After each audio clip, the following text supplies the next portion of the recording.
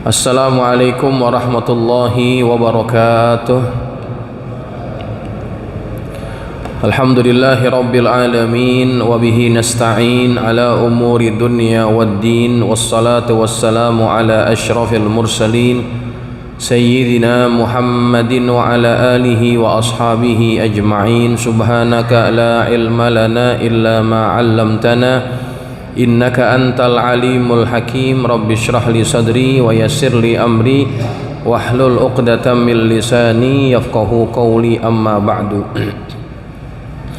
Fa inna asdaqal hadithi kitabullahi ta'ala wa khairal hadi hadi Muhammadin sallallahu alaihi wasallam wa syarral umuri muhdatsatuha wa kullu muhdatsatin bid'ah wa kullu bid'atin dhalalah wa kullu dhalalatin finnar. Hadirin hadirat jamaah Masjid Al-Mubarakah yang dirahmati Allah, puji dan syukur kita panjatkan kehadirat Allah Ta'ala atas segala nikmat yang Allah karuniakan kepada kita. Dan malam ini kita akan kembali mengkaji ayat-ayat suci Al-Quran dari tafsir Al-Munir atau tafsir Marah Labid yang dikarang oleh Syekh Nawawi Al-Bantani. Kita akan masuk kepada ayat yang ke-84 dari surah Ali Imran. Bismillahirrahmanirrahim. Qala al-musannifu rahimahullahu ta'ala wa ghafara lahu wa liwalidayhi wa limasyayikhihi wa nafa'ana bihi wa bi'ulumihi wa bikum fid dharaini amin. Radiyallahu ankum. Qala radiyallahu an. Hadirin jamaah sekalian, ayat yang ke-84 menyambung dengan apa yang disebutkan pada ayat yang ke-83. Kita ulang sedikit agar kita bisa memahami ayatnya secara utuh. Ayat yang ke-83 Allah mengatakan, afa ghayra dinillahi yabghuna wa lahu aslama man fis samawati wal ardi taw'aw wa karha wa ilaihi yurja'un. Maka mengapa mereka mencari agama yang lain selain agama Allah, padahal apa yang di langit dan di bumi berserah diri kepadanya, baik dengan suka maupun terpaksa, dan hanya kepadanya mereka dikembalikan. Jadi pertanyaan pada ayat yang ke-83 itu adalah istifham takriri sebetulnya, bukan pertanyaan yang memerlukan jawaban. Nah, kemudian pada ayat yang ke-84 Allah menyatakan, Qul amanna billahi, katakanlah wahai Muhammad, amanna billahi, kami beriman kepada Allah, wa ma unzila alaina, dan kepada apa yang diturunkan kepada kami, wa huwa al-Qur'an, yaitu adalah Al-Qur'an, wa ma unzila ala Ibrahim wa Ismail wa Ishaq wa Ya'qub wal asbat. Dan juga kami beriman kepada apa yang diturunkan kepada Ibrahim, Ismail, Ishak, Ya'qub, dan anak-anak cucunya. Apa yang diturunkan kepada mereka minas suhuf, daripada lembaran-lembaran. Wal muradu bil asbati, yang dimaksud dengan asbat adalah ahfadu Ya'qub wa abna'uhu, ahfadu Ya'qub, anak cucunya daripada Ya'qub, wa abna'uhu, dan juga anak-anaknya al-ithna asyara, yang berjumlah 12 orang.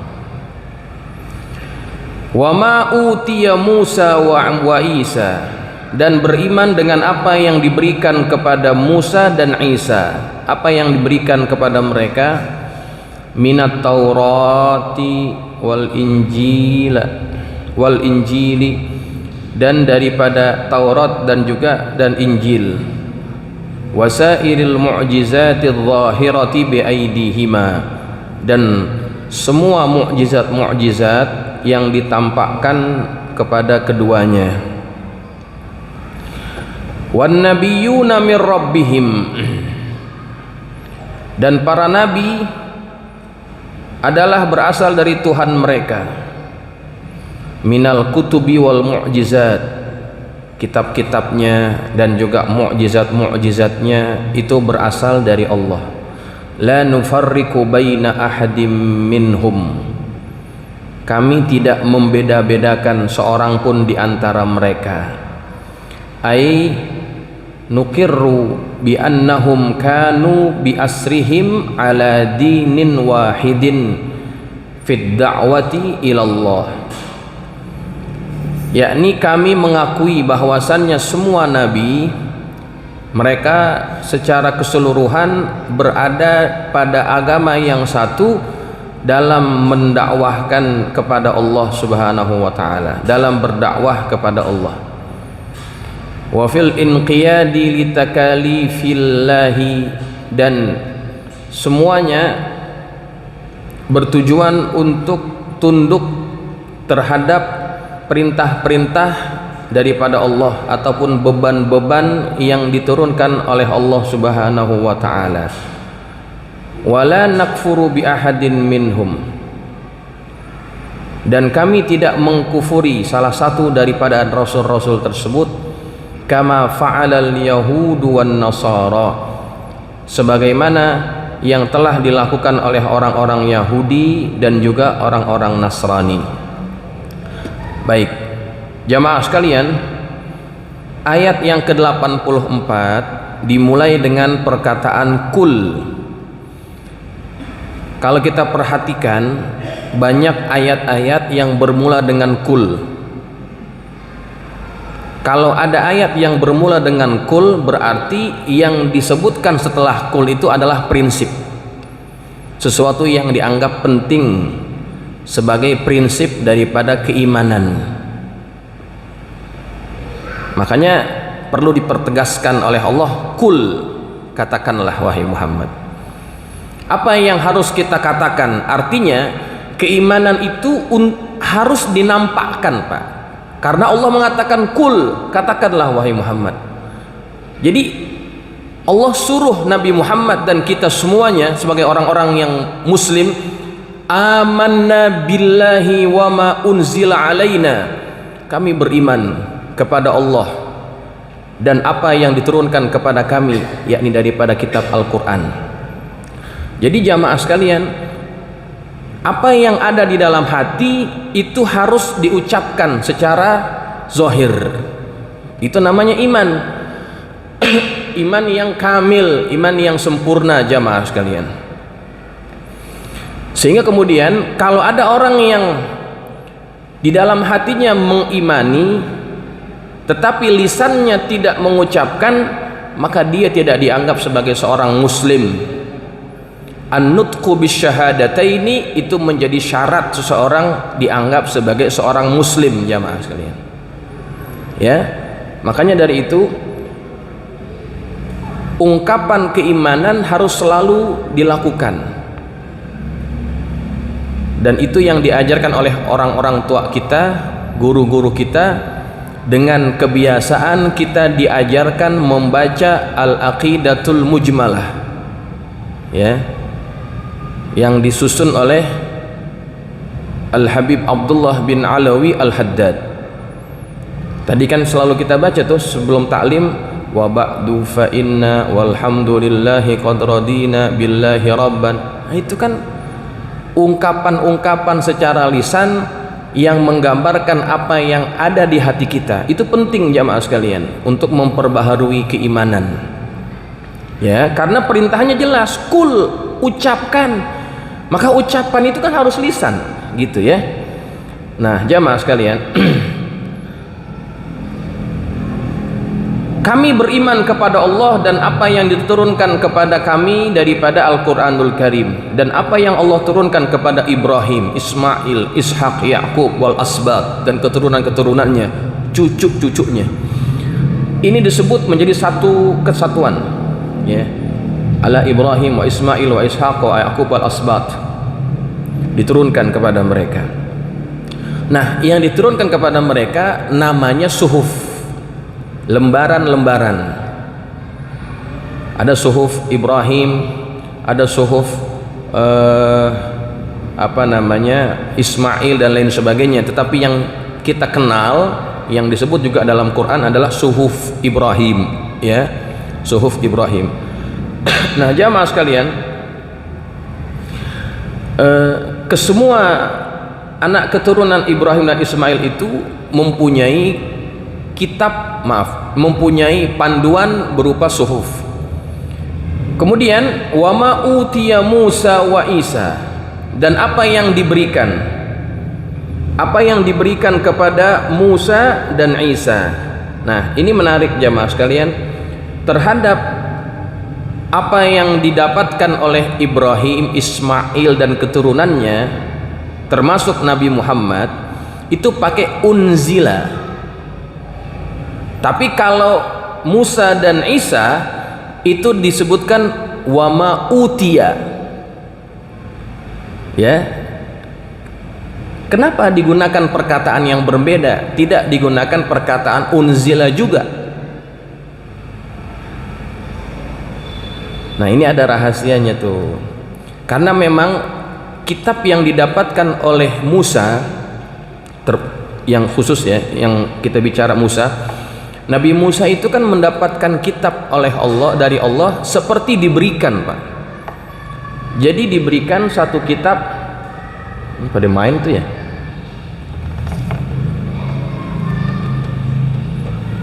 Jadi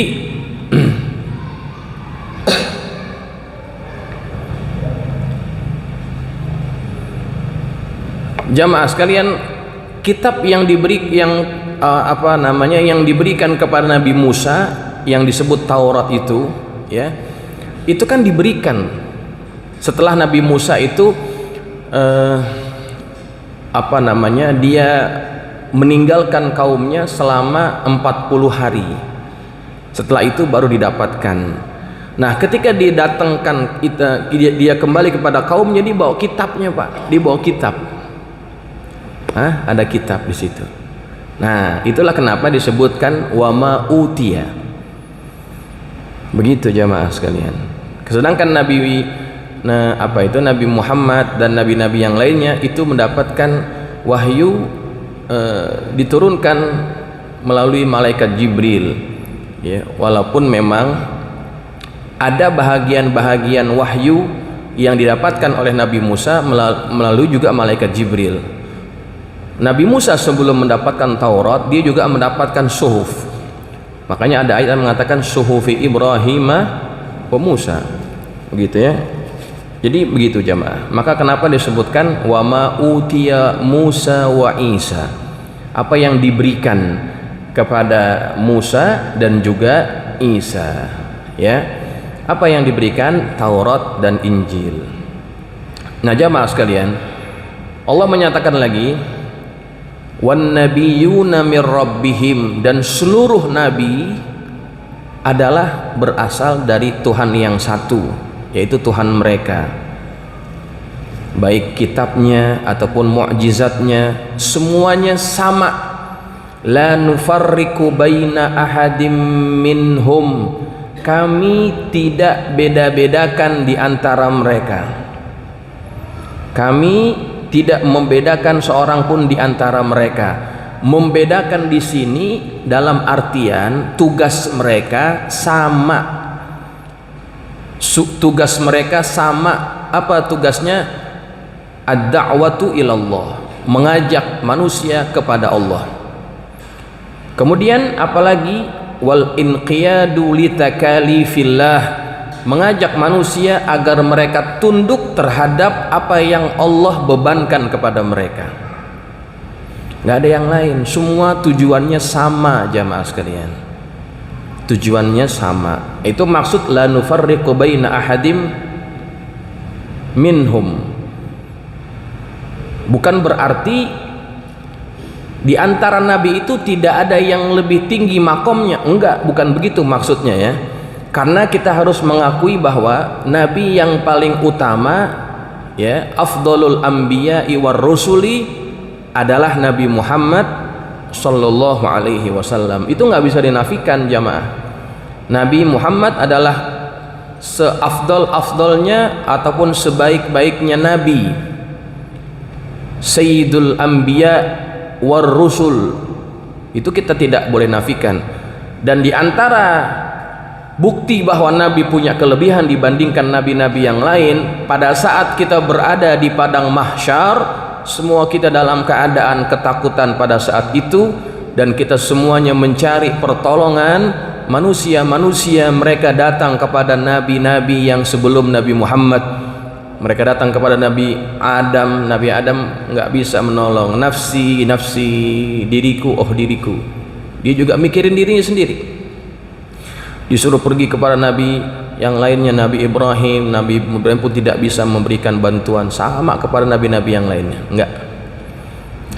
Nah, ketika semua nabi mereka angkat tangan, Nabi kita Muhammad sallallahu alaihi wasallam beliau mengatakan, ummati ummati ana laha,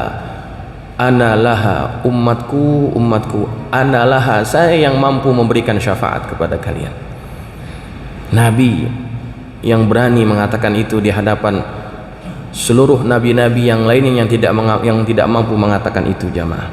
Nah, itu kan namanya kelebihan ya.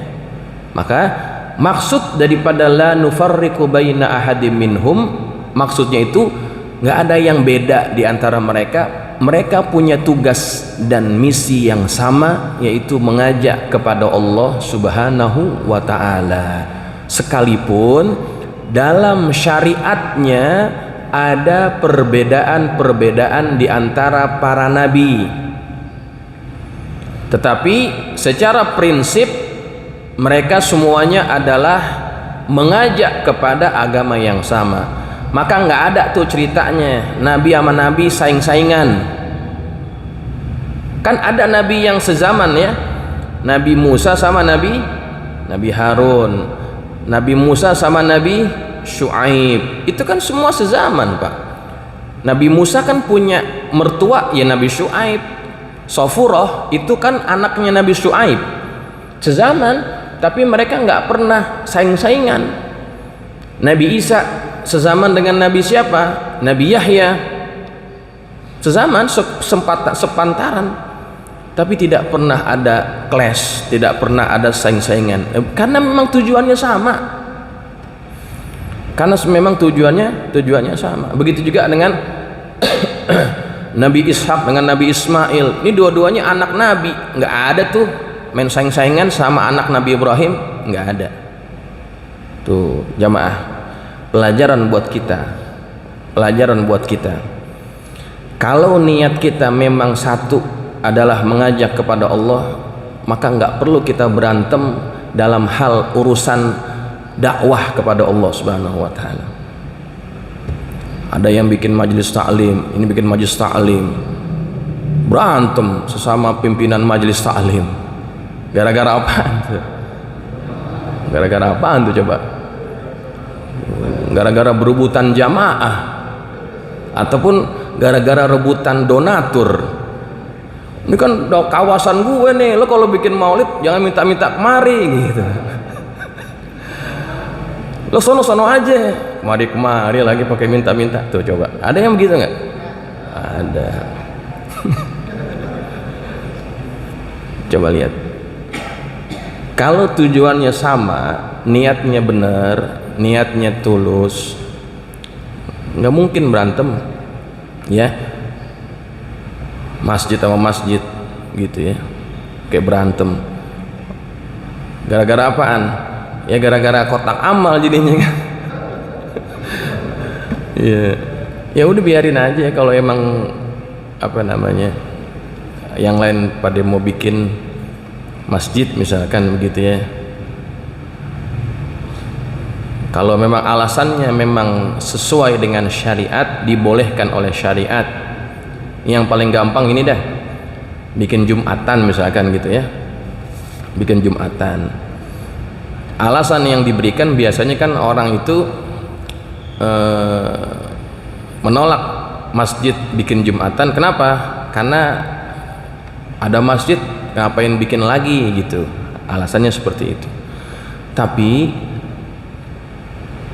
ada juga kelonggaran, kalau memang masjid yang ada sudah penuh, ya silahkan bikin Jumatan di tempat yang lain, di masjid yang lain, kalau memang alasannya benar.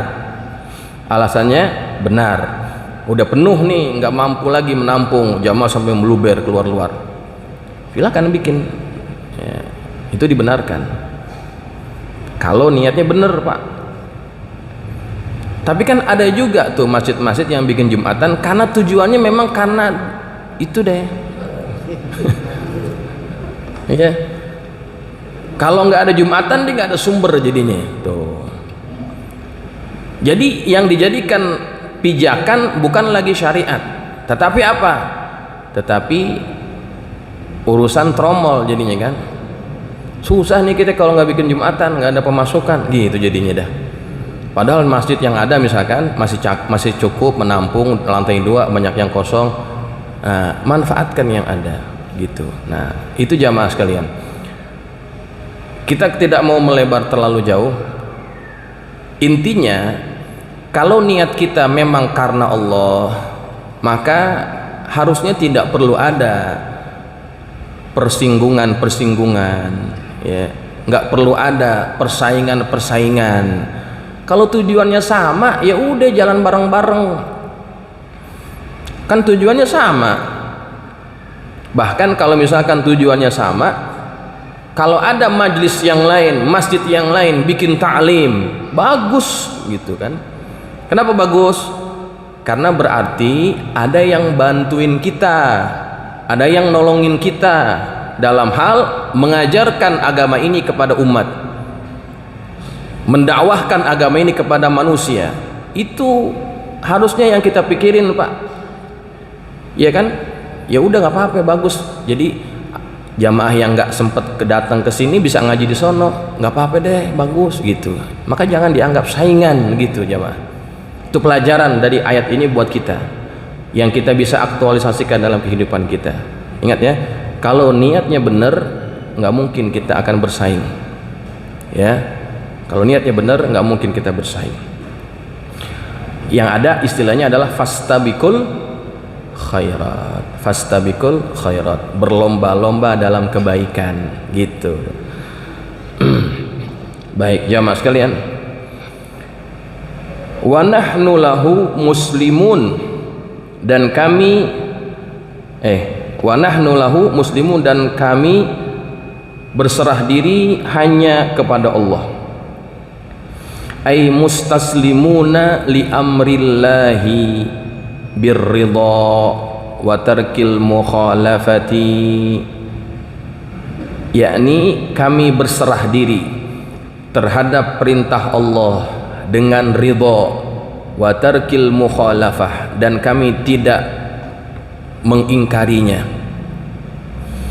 La li sum'atin, tidak juga dilandasi karena sum'ah, wariyain atau karena riya, wa talabi malin atau mencari harta, wa tilka sifatul mu'minina billahi, dan itulah sifat orang-orang yang beriman kepada Allah ya. Orang-orang yang beriman kepada Allah, mereka pasrah dirinya, mereka taat kepada siapa? Kepada Allah.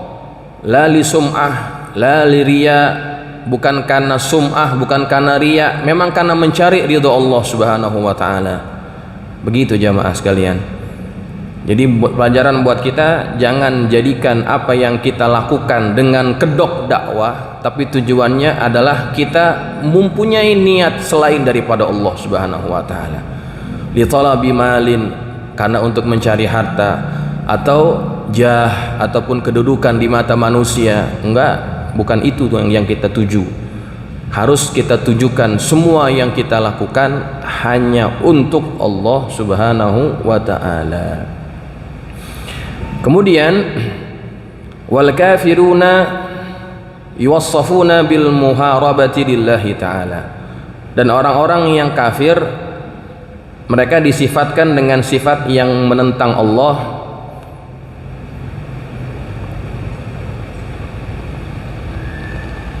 Walima qala ta'ala wa nahnu lahu muslimun, dan karena apa yang Allah katakan wa nahnu lahu muslimun, dan kami hanya berserah diri kepada Allah, ya.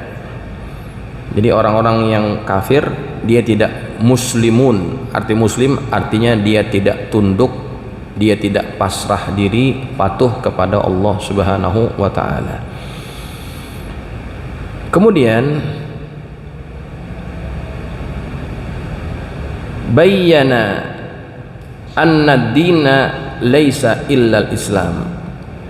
Allah menjelaskan bahwasannya agama yang selainnya itu adalah agama yang tidak diterima oleh Allah. Yang diterima adalah agama Islam. Faqala, Allah Subhanahu wa taala berfirman, ayat yang selanjutnya ya, wa may yabtaghi ghairal islami, maka barang siapa yang mencari agama selain Islam, ay ghairat tauhid wal inqiyadi li hukmillah, yakni selain agama tauhid dan selain agama yang tunduk kepada hukum Allah, dinan yaitu agama, falay yuqbala minhu, maka dia tidak akan diterima, wa huwa fil akhirati minal khasirin, dan dia termasuk orang-orang yang merugi di mana di akhirat. Kenapa dianggap merugi? Bihirmanis thawab, karena mereka tidak akan mendapatkan pahala. Wa husulil iqab, dan mereka mendapatkan siksaan daripada Allah. Wa luhuqit ta'assufi ala ma fatahu fid dunya minal amalis salih, dan mereka akan menyesal terhadap apa yang mereka luput dari amal soleh yang mereka bisa lakukan selama mereka hidup di dunia. Wa ala ma tahammuluhu minat ta'abi fid dunya fi taqririd dinil batil, dan apa yang mereka pikul dari kepenatan di dunia terhadap pengakuan agama yang batil, ya. Itu jamaah penyebab mereka merugi di akhirat. Jadi ayat yang ke-85 ini penegas, ya, siapa orang yang mencari agama selain Islam, kata Allah, falay yuqbala minhu, dia nggak akan pernah diterima oleh Allah, nggak akan pernah diterima oleh Allah. Apanya? Semua kebaikannya, semua amal-amal solehnya nggak bakalan diterima. Kenapa nggak bakalan diterima? Karena mereka tidak beriman kepada Allah dan beriman dengan Rasul-Rasulnya Allah, nggak dianggap beriman. Nah jamaah sekalian, kenapa mereka tidak mendapatkan pahala? Ya karena yang diimaninya berbeda, ya. Yang diimaninya berbeda. Seperti misalnya kita punya pembantu, Pak. Tetangga kita punya pembantu, ya. Setiap akhir bulan kita kasih gajinya kan, pembantu yang kerja sama kita kasih gajinya. Nah pembantu tetangga kita pas akhir bulan minta gajinya ke kita. Dia kerja sama siapa, mintanya sama kita. Kira-kira kita kasih nggak tuh? Ya enggak, dia enggak kerja sama kita kemudian minta gaji ke kita. Begitulah gambarannya orang-orang yang kafir. Dia tidak beriman kepada Allah kemudian minta balasan daripada Allah, nggak bakalan dikasih tuh. Makanya jamaah sekalian, kalau hari ini kita menjadi orang muslim, syukuri nikmat ini, karena ini adalah nikmat yang sangat besar yang Allah berikan kepada kita. Dan Allah tidak akan mengkategorikan kita sebagai orang yang khasirin, orang-orang yang merugi. Oh jamaah sekalian, kalau sampai rugi di akhirat, susah. Kenapa? La hayata ba'dal akhirah, karena tidak ada kehidupan setelah akhirat. Akhir artinya kalau kita merugi di akhirat, meruginya seumur-umur, sepanjang-panjangnya hidup, abadan abada, selama-lamanya. Tuh jamaah sekalian, makanya kalau orang punya iman, sekalipun dia harus masuk ke dalam neraka untuk dibersihkan dari dosa-dosanya, pada satu saat nanti dia akan masuk ke dalam surganya Allah. Ketika masuk ke dalam surga, selamanya berada di dalam nikmat, selamanya, karena tidak ada kehidupan setelah akhirat lagi. Kalau udah di situ udah selama-lamanya tuh jamaah. Tapi kalau kita nggak punya iman, kita tidak mengimani Allah dan apa saja yang menjadi syarat sebagai seorang muslim, maka kalau kita masuk nanti ke dalam neraka, selamanya nggak bakalan dikeluarin jamaah sekalian. Luar biasa. Maka dari itu, ini menjadi ingatan buat kita semuanya. Perkara iman bukan perkara yang remeh-temeh. Perkara iman adalah perkara yang harus kita jadikan sebagai prioritas dalam kehidupan. Maka buat kita sebagai orang tua, kita harus memastikan anak-anak kita juga mempunyai iman yang sama. Sebagaimana apa yang Allah abadikan dalam Quran, wa idz qala Ibrahimu li banihi wa Ya'qub, dan ingatlah apa yang dikatakan Nabi Ibrahim kepada anaknya, dan juga apa yang dikatakan oleh Yakub kepada anaknya, wala tamutunna illa wa antum muslimun, janganlah sekali-kali kalian mati melainkan kalian sebagai seorang muslim. Tuh jamaah, Nabi Ibrahim, Nabi Yakub memesankan itu kepada anak-anaknya. Maka bagi kita pelajarannya adalah anak kita yang hidup di bawah tanggungan kita, di bawah jagaan kita, kita harus pastikan mereka juga mempunyai keimanan yang sama seperti kita. Di saat atau di zaman yang segala-gala yang dapat yang dapat melemahkan iman itu semakin dahsyat jamaah sekalian. Hari ini anak-anak kita suruh coba baca akidah mujmalah, bisa nggak? Pasti mereka pada bilang, apaan tuh gitu. Akidah mujmalah apaan tuh? Kan ini faktanya Pak, kita biasa baca di masjid. Anak kita diajarin nggak di sekolahnya? Enggak. Apalagi kalau sekolahnya sekolah umum ya, nggak bakalan diajar akidah mujmalah. Kalau masih ngaji mendingan dikit. Kalau nggak ngaji, habis sekolah SD, sekolah SMP, sekolah SMA, habis sekolah, di pulang sekolah kita kursusin dia. Kursusnya apa? Kursusnya bahasa Inggris, kursusnya komputer dan lain sebagainya. Tapi kita nggak pernah memperhatikan aspek keimanan mereka. Maka kalau mereka nanti ketika mereka besar, kualitas imannya itu jauh dibandingkan keimanan kita hari ini, jangan salahkan siapa-siapa. Salahkan siapa? Salahkan kita jamaah.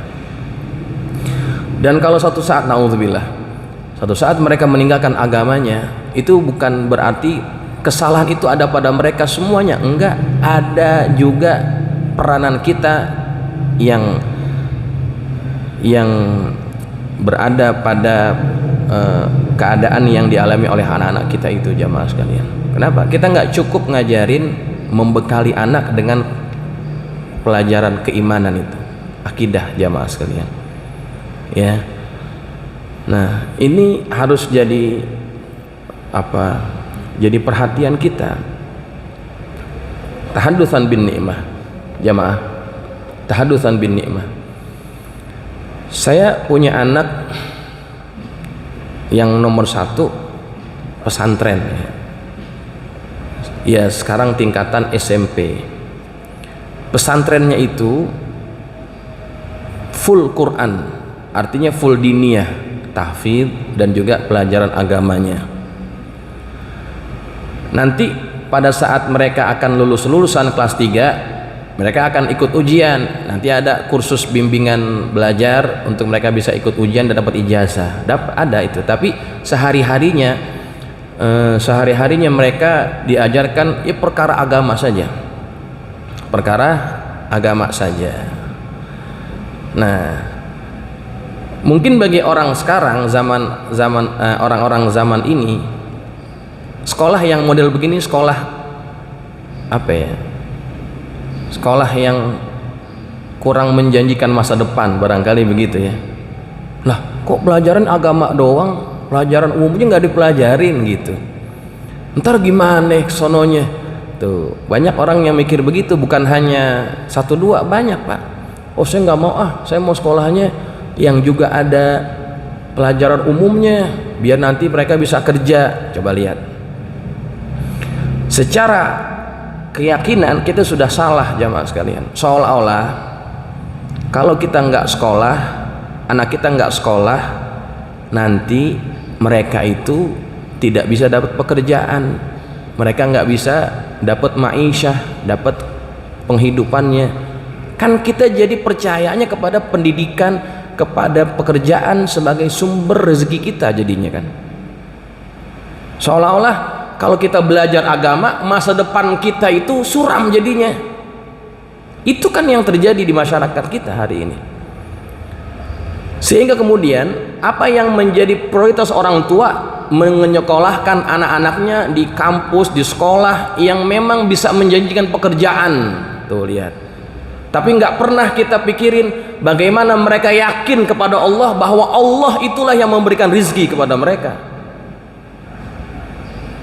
Yang kita tanamkan, oh kakak kalau kuliah di sini aja, di kampus yang favorit gitu ya, biar nanti jaringan kerjaannya gampang. Dan tuh lihat, kita sendiri mengajarkan ketidakyakinan kepada Tuhan, seolah-olah yang menjadi sumber kejayaan seseorang itu ya kampusnya, ya kerjaannya, dan juga bidang keilmuannya. Kita harus akur dengan itu jamaah, bahwa kita ini kurang meyakinkan anak siapa Tuhan kita sebenarnya. Akidah kita akidah yang rapuh. Akhirnya apa? Generasi kita generasi yang labil, generasi yang tidak yakin kepada Tuhan, generasi yang mudah putus asa gitu Jami. Nah itu jamaah, coba lihat. Padahal generasi sebelum kita, mereka menjadi orang-orang hebat, walaupun mereka tidak menempuh pendidikan yang resmi, ya kan, tapi mereka bisa menjadi orang-orang yang hebat dan bermanfaat. Ya, kenapa? Karena yang berkuasa atas diri kita, atas rezeki kita, semuanya adalah Allah Subhanahu wa taala, bukan apa yang kita anggap sekarang sebagai sumber kesuksesan itu. Bukan. Ya. Makanya itu tanamkan dalam diri kita, dalam anak-anak kita juga begitu ya. Ya, kalau akidahnya kuat, keimanannya kuat, insya Allah mereka akan bisa mengharungi tantangan zaman yang semakin dahsyat. Masalah rizki jamaah sekalian udah ada yang ngatur. Allah Subhanahu wa taala. Allah bisa ngatur ke arah mana saja yang mereka bisa dapatkan rizkinya. Sedangkan binatang-binatang mereka tidak pernah mengenyam pendidikan ya, tapi mereka tidak pernah kehilangan rizkinya sama sekali. Karena mereka yakin punya Allah, karena mereka yakin punya Tuhan yang mengatur semua urusan mereka. Tugas kita apa? Tugas kita menjaga iman, Pak. Tugas kita menjaga iman, bukan mikirin rizki. Walaupun bagi kita rizki penting kan, makan itu penting, duit itu penting, tetapi jangan sampai urusan begituan mengalahkan keimanan kita, keyakinan kita kepada Allah Subhanahu wa taala. Begitu ya. Maka orang kalau imannya kuat, imannya mantep, apapun tantangannya, mau minyak mau naik, bensin mau naik 20.000 juga ya tenang ya, walaupun memang akhirnya jadi ngirit-ngirit dikit, tapi tenang Pak, tenang nih, hatinya nggak gerasak gerusuk, hatinya nggak apa ya, nggak apa ya itu istilahnya, gelisah gitu ya, nggak gelisah. Kenapa? Ada Allah di hatinya ya. Waktu saat kita berada di dalam perut ibu kita nggak bisa ngapa-ngapain, dapat rezekinya. Kita masih kecil nggak bisa ngapa-ngapain, dapat juga rezeki kita. Tuh, nih. Yang bikin tenang kan apa tuh? Nih, keimanan di hati kita. Itu yang harus kita miliki jamaah. Mudah-mudahan bermanfaat ya. Al-Fatihah. A'udzubillahi minasyaitonir rajim. Bismillahirrahmanirrahim. Alhamdulillahirabbil alamin. Arrahmanirrahim. Maliki yaumiddin. Iyyaka na'budu wa iyyaka nasta'in. Ihdinas siratal mustaqim. Siratal ladzina an'amta 'alaihim. Iya. Iya, silakan.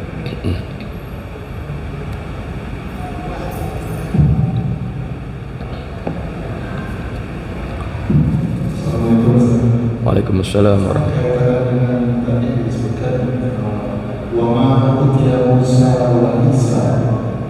Kalau kisahnya Nabi Musa suruh itu ada kisahnya di Gunung Sinai kan? Sinai.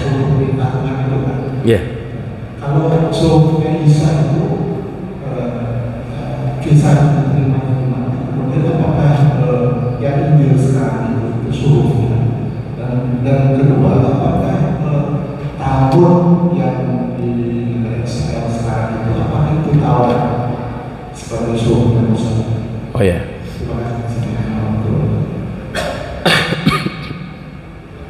Baik, pertanyaan yang disampaikan oleh Pak Haji Dani berkaitan dengan suhuf Musa dan juga suhuf Isa. Kalau Nabi Isa, dia itu tidak menerima suhuf, tapi menerimanya kitab. Kalau Nabi Musa ada suhuf, ada kitab ya. Suhufnya itu ya diantaranya itu 10 commandment, 10 perintah ya daripada Allah. Selain itu Nabi Musa juga mendapatkan kitab Taurat. Sedangkan Nabi Isa dia mendapatkan kitabnya itu di Bukit Zaitun. Di Bukit Zaitun. Di mana tuh? Di Yerusalem. Dibawakan oleh malaikat Jibril. Dikasih Pak kayak kitab gitu. Namanya Bukit Zaitun. Nah, makanya kalau kita baca surah At-Tin, wattini wazzaituni waturi sinina wa hadzal baladil amin. Ada 4 perkataan yang Allah gunakan. Wattin demi buah tin, wazzaitun demi pohon zaitun, maaf. Waturi sinin dan demi bukit Tursina. Wa hadzal baladil amin, yaitu negeri yang aman, yaitu kota Mekah. Nah, ini 4 tempat sesungguhnya dia menceritakan tempat diberikannya wahyu. Watin, tin itu bukan demi buah tin, enggak Pak, bukan itu. Kalau kata Al-Imamul Baydawi dalam kitabnya, tin itu atau pohon tin itu adalah pohon di mana ada seorang nabi yang mendapatkan wahyu daripada Allah.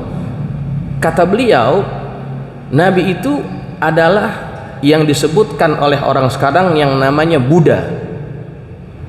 Buddha itu kan dia berkontemplasi, dia bermeditasi lah istilahnya, berkontemplasi di bawah pohon ara. Pohon ara itu apa? Pohon tin. Jadi 4 perkara ini adalah 4 tempat di mana nabi-nabi mendapatkan wahyu. Tuh yang pertama. Ini tafsiran ya, mau percaya atau tidak terserah. Itu kata Al-Imamul Baydawi. Yang pertama, tin itu bukan buahnya, tapi tempat di mana nabi mendapatkan wahyu. Di bawah pohon tin. Wazaitun, zaitun di sini bukan pohon zaitun tetapi bukit zaitun. Bukit Zaitun di mana Nabi Isa mendapatkan kitab Injilnya. Tuh. Wa Turisinin, Tursina itu apa? Tempat Nabi Musa mendapatkan Taurat, ya, Taurat. Wa hadzal baladil amin, negeri yang aman yaitu kota Mekah adalah tempat di mana Nabi mendapatkan wahyu pertama kali, yaitu di Gua Hira. Nah, itu jamaah. Ya. Jadi apa namanya? Begitu kisahnya. Kemudian yang kedua tadi,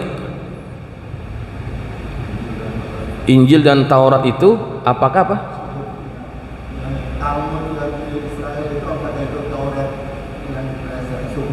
Oh, iya iya. Oke. Baik. Apakah kitab Talmud yang dipegang oleh orang-orang Yahudi sekarang itu adalah Taurat, dan apakah Injil yang sekarang itu adalah Injil yang didapatkan oleh Nabi Isa? Jawabannya bukan. Jawabannya bukan. Kitab Taurat yang asli itu tidak ada yang otentik lagi. Adapun yang sekarang sudah banyak yang didistorsi, diubah-ubah dan ditambah-tambahkan. Bukan itu, bukan Taurat yang ada disebut dengan Talmud itu, bukan. Injil yang sekarang itu juga bukan Injil yang diturunkan kepada Nabi Isa. Ya. Kenapa? Karena Injil yang sekarang ataupun Injil yang ditulis oleh pasca wafatnya Nabi Isa, setelah Nabi Isa diangkat, itu ditulis sekitar 200 tahun setelah Nabi Isa diangkat oleh Allah, dan setelah murid-muridnya Nabi Isa kebanyakan sudah meninggal. Ditulis kembali, dirangkum. Makanya kan ada beberapa versi Injil. Ada Injil ini, ada Injil ini, ada Injil ini, kemudian disatukan. Begitu. Jadi tidak seperti suhuf, tidak seperti Al-Qur'an yang satu paket. Maka Injil yang sekarang bukanlah Injil yang otentik. Ya, begitu ya, kira-kira. Cukup ya? Baik, mudah-mudahan bermanfaat. Al-Fatihah. A'udzubillahi minasyaitonir rajim. Bismillahirrahmanirrahim. Alhamdulillahirabbil alamin arrahmanir rahim maliki yaumiddin. Iyyaka na'budu wa iyyaka nasta'in. Shiratal ladzina an'amta 'alaihim. Bismillahirrahmanirrahim. Alhamdulillahirabbil alamin. Allahumma shalli ala sayyidina Muhammad wa ala ali sayyidina Muhammad. Allahumma anfa'na bima 'allamtana wa 'allimna ma yanfa'una. Allahumma zidna wa la tanqusna wa akrimna wa la tuhinna wa a'tina wa la tahrimna wa athirna wa la tu'thir 'alaina. وأرضنا وارض عنا اللهم إنا نسألك بحق فاطمة وأبيها وبعلها وبنيها افتح علينا وعلى أولادنا تلاميذنا فتوح العارفين فقهنا وإياهم بالدين وارزقنا كمال الإخلاص واليقين اللهم ارزقنا فهم النبيين وحفظ المرسلين وإلهام الملائكة المقربين برحمتك يا أرحم الراحمين اللهم اجعلنا من الذين يستمعون القول فيتبعون أحسنه وصلى الله على سيدنا محمد وعلى آله وصحبه وسلم والحمد لله رب العالمين. السلام عليكم ورحمة الله وبركاته.